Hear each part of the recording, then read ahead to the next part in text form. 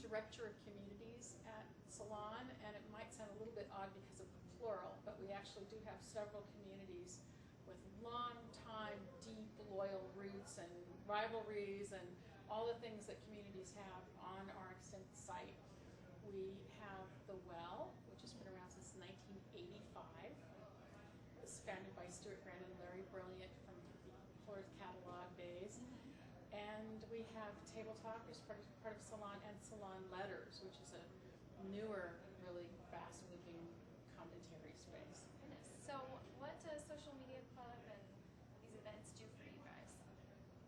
Well, this is the first time I've gone to an unconference, an unconference format, but it's so similar to what I've seen people do in really kind of anarchic social space online for the last 15 or 16 years that I like the idea of this coming into face-to-face reality so that you can go and then figure out what you're talking about and share some information and get ideas from people who are working on slightly different things.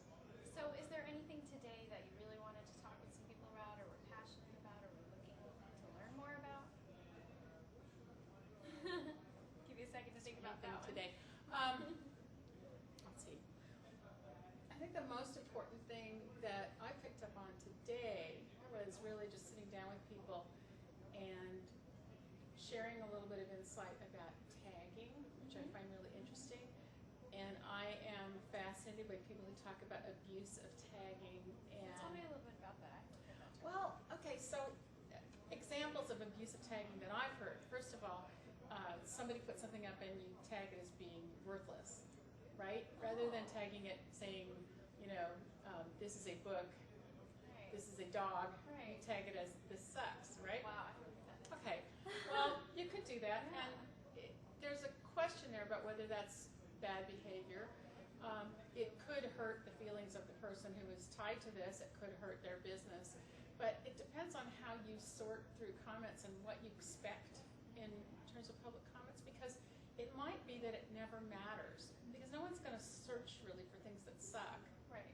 They're going to search for something, and then they happen to see that some people think it sucks. Right. Then they can see whether other people think other things about it, So or it's kind of just describe a it. review, almost. It's like a totally minimal Right, review. right. And I've also seen tags used on Flickr for basically for either flirting with somebody, where somebody goes over and they've added a tag to a picture that says, you're my favorite, or so, you're always hot, or something. Yeah. And just like, that's really odd. Right. But it's fine. It's just this other side conversation that they're putting into another space. And again, nobody's going to search on that, or at least they won't unless it becomes really common. But I think that using tags for other kinds of interactions is really pretty interesting. That is, I haven't heard that, so thank you. So moving from tags to other Web 2.0 tools, how do you think, or what do you think it's going to take to get that and social media tools to more mainstream, to go more mainstream? Well, I'm really in favor of appropriate use of tools, and I think that not everything has to be everywhere. Things will be adapted if people like them. Things will be adopted if people like them. If you, for example, have a new tool like you invent a Cuisinart or a blender, and then you say, what will it take to get cooks to stop using knives and egg beaters? Well, the ones who want to chop by hand and use the old-fashioned whisk to beat their eggs should do it, and it'll be adopted as it makes sense. That's a good analogy. Well, that's all the questions we have. We'll let you get back to the conference, but thank you. Thanks. I hope this was good. Yeah. So I'm here with Ted from the Personal Bee. Ted, tell me a little bit about what you do and why you're here today. Well, what we have at the Personal Bee is the first news site that you can edit yourself. And be an editor, create your own topic domain, gather articles, and tell us in your particular area of expertise what the most important news is of the day.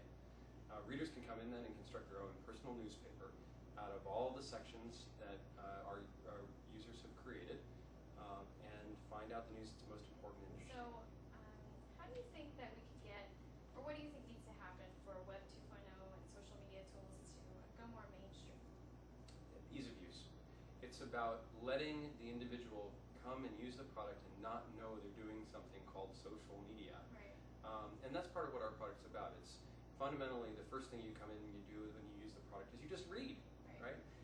And then we keep track of what you've read and what you've read within a particular community, so that that community gains from the behavior. But it's a database of intentions that is a collective set of intentions around a particular topic. If you make it too complicated, you have all sorts of things you have to click and whistle at and understand, then people won't use it. Right. So is there anything today, there's all kinds of little mini unconferences going on. Is there anything that you're really passionate about or you wanted to learn more about today? Absolutely. I mean, what I'm interested in doing is finding out how other people are using social media today, because we've just launched our product September 16th. We know there's a lot to do to improve it, make it valuable. And so today I'm here talking to people about what they're doing, how our product would fit into what they're doing, how their products in many cases will fit into what we're doing. I think the world has changed since the last time the internet became a buzzword in our society. And the last time around, it was a lot of closed, single function websites that did one thing and didn't communicate well with other things. Today, we're talking about how we build products that really integrate well with a whole community of other products that do things. We allow you to bring news together at our site, but then we allow you to take it away from our site as well. You can grab an RSS feed, you can use our JavaScript widget, we're launching a Flash widget, and we want to be able to allow everybody to have those in their products and do with them what they want. Have news that's important and chosen by them if you're on their site. Let people talk about it at their site. And similarly, use some of the other social media products that I'm seeing here in our site to enhance what people can do with our product. Well, congratulations and good luck. Thank you. And I hope you get what you want out of